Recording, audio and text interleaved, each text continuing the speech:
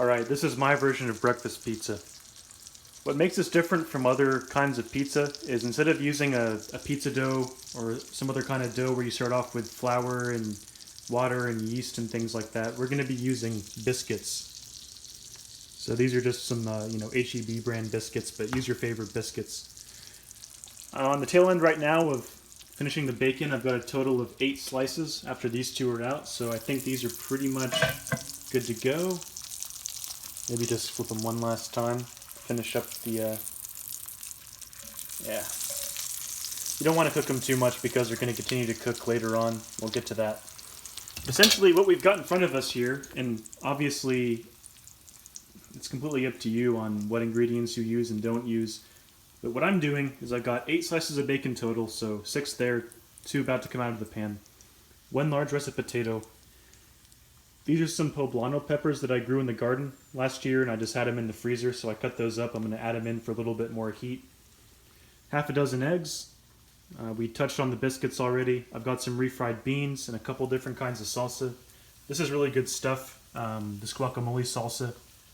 Get them at Costco, like I think they were 6 for $10 or something like that. And then just your favorite cheese blend. So this is a blend that has, on the label you can kind of see it's it's mostly like a cheddar base, but there's some other kinds of cheese in there too. I think it really complements breakfast burrito, breakfast taco kind of thing. So it's going to be perfect for this. So I'm going to finish the bacon and then we'll go from there. Alright, so the bacon's done. As you can see, I've added in the potato and pepper.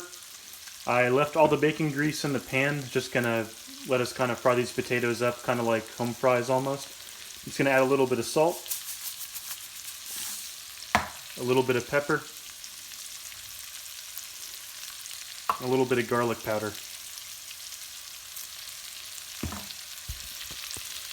Not much to it, y'all know how to cook potatoes probably already. Just gonna get these, kind of just fork tender.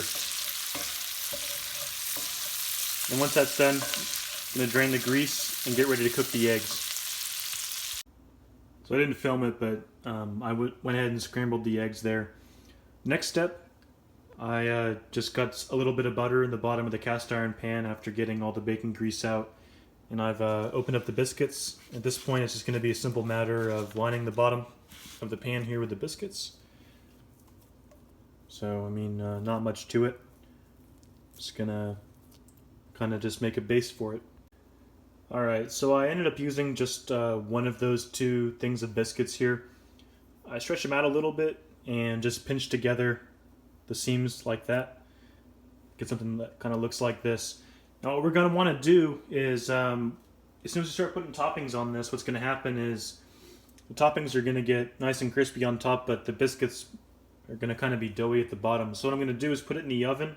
Just put the whole cast iron in the oven and kind of pre-cook the biscuits for maybe like 10 or so minutes just to get them maybe like halfway cooked. And then after that we'll be good to put the toppings on and then put it back in the oven the rest of the way. Alright, so I ended up doing about 12 or so minutes at 350 Fahrenheit in the oven. And as you can see, they're definitely not fully cooked, but they're maybe halfway there. So let's go ahead and put the toppings on. There's the refried beans and the potato and pepper mix. Then the eggs and bacon. I just did kind of a rough chop here on the bacon. And you gotta get the hot sauce. So I put 2 different kinds on here. Then it's just the cheese. Alright, and then just all the cheese that you want. I definitely recommend putting on more than you think you need just because it does melt down quickly. And it's better to be safe than sorry. So at this point, we'll just go back in the oven for maybe another 10 or 15 minutes. We're just going to be looking for, that kind of golden brown crust on the cheese. Go ahead and just pop it right in. I'll see you in a little bit. And here we are, 15 or so minutes later. Just going to let it cool down a little bit, and then I'll go ahead and just show you guys the slice. And that's it. Here's a slice here. You can kind of see all the different layers we put on. Biscuits are cooked nice and golden brown around the edges, and it's not too doughy on the middle. It's gonna be really nice. You guys enjoy.